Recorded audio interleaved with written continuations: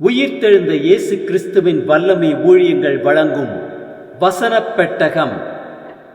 இயேசுவே கர்த்தர். இயேசுவையே தேவன் ஆண்டவரும் கிறிஸ்துவுமாக்கினார். இயேசுவே ராஜாதி ராஜா, கர்த்தாதி கர்த்தா.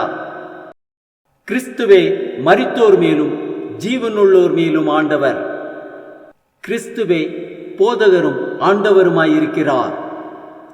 வசனப் பெட்டகத்தின் இன்றைய தின கருப்பொருள்: தேவனாலே எல்லாம் கூடும்.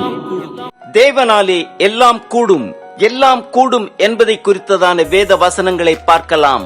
ஆதியாகமம் 18:14 வாசிக்கிறோம்: கர்த்தரால் ஆகாத காரியம் உண்டோ? உற்ப கால திட்டத்தில் உன்னிடத்திற்கு திரும்ப வருவேன், அப்பொழுது சாராளுக்கு ஒரு குமாரன் இருப்பான் என்றார். என்னாகமம் 11:23 வாசிக்கிறோம்: அதற்கு கர்த்தர் மோசேயை நோக்கி, கர்த்தருடைய கை குறுகியிருக்கிறதோ, என் வார்த்தையின்படி நடக்குமோ நடவாதோ என்று நீ இப்பொழுது காண்பாய் என்றார். யோபு 42:2 வாசிக்கிறோம்: தேவரீர் சகலத்தையும் செய்ய வல்லவர், நீ செய்ய நினைத்தது தடைப்படாது என்பதை அறிந்திருக்கிறேன். நீதிமொழிகள் 3:6 வாசிக்கிறோம்: உன் வழிகளில் எல்லாம் அவரை நினைத்துக்கொள், அப்பொழுது அவர் உன் பாதைகளை செவ்வைப்படுத்துவார். ஏசாயா 41:10 வாசிக்கிறோம்: நீ பயப்படாதே, நான் உன்னுடனே இருக்கிறேன், திகையாதே, நான் உன் தேவன், நான் உன்னை பலப்படுத்தி உனக்கு சகாயம் பண்ணுவேன், என் நீதியின் வலது கரத்தினால் உன்னை தாங்குவேன். எரேமியா 32:17 வாசிக்கிறோம்: ஆ கர்த்தராகிய ஆண்டவரே, இதோ தேவரீர் உம்முடைய மகாபலத்தினாலும் நீட்டப்பட்ட உம்முடைய புயத்தினாலும் வானத்தையும் பூமியும் உண்டாக்கினீர், உம்மாலே செய்யக்கூடாத அதிசயமான காரியம் ஒன்றுமில்லை. எரேமியா 32:27 வாசிக்கிறோம்: இதோ நான் மாம்சமான யாவருக்கும் தேவனாகிய கர்த்தர், என்னாலே செய்யக்கூடாத அதிசயமான காரியம் ஒன்று உண்டோ? சகரியா 8:6 வாசிக்கிறோம்: அது இந்த ஜனத்தில் மீதியானவர்களின் பார்வைக்கு இந்நாட்களில் ஆச்சரியமாயிருந்தாலும் என் பார்வைக்கு ஆச்சரியமாயிருக்குமோ என்று சேனைகளின் கர்த்தர் சொல்லுகிறார். மத்தேயு 19:26 வாசிக்கிறோம்: இயேசு அவர்களை பார்த்து, மனுஷரால் இது கூடாததுதான், தேவனாலே எல்லாம் கூடும் என்றார். மத்தேயு 17:20 வாசிக்கிறோம்: அதற்கு இயேசு, கடுகு விதை அளவு விசுவாசம் உங்களுக்கு இருந்தால் நீங்கள் இந்த மலையை பார்த்து இவ்விடம் விட்டு அப்புறம் போ என்று சொல்ல அது அப்புறம் போம், உங்களால் கூடாத காரியம் ஒன்றுமிராது என்று மெய்யாகவே உங்களுக்கு சொல்லுகிறேன்.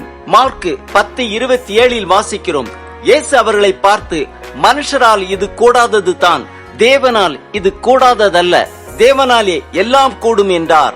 மார்க்கு 9:23 வாசிக்கிறோம்: இயேசு அவனை நோக்கி, நீ விசுவாசிக்க கூடுமானால் ஆகும், விசுவாசிக்கிறவனுக்கு எல்லாம் கூடும் என்றார்.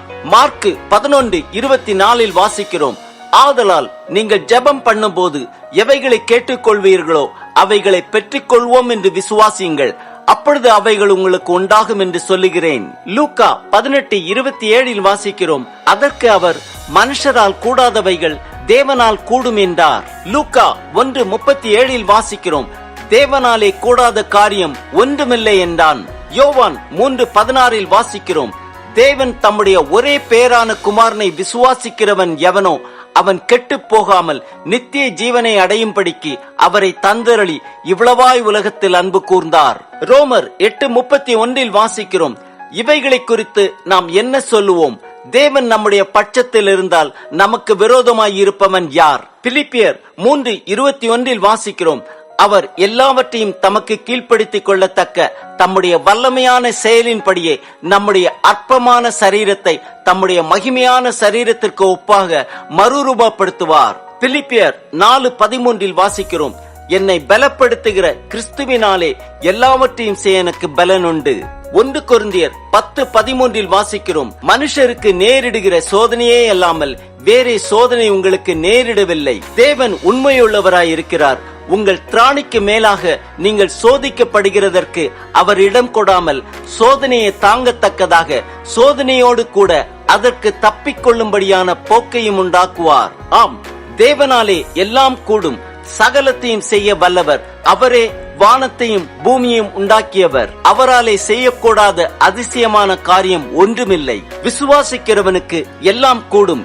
விசுவாசமே உலகத்தை ஜெயிக்கிற ஜெயம். நம்மை பலப்படுத்துகிற கிறிஸ்துவினாலே எல்லாவற்றையும் செய்ய நமக்கு பலன் உண்டு.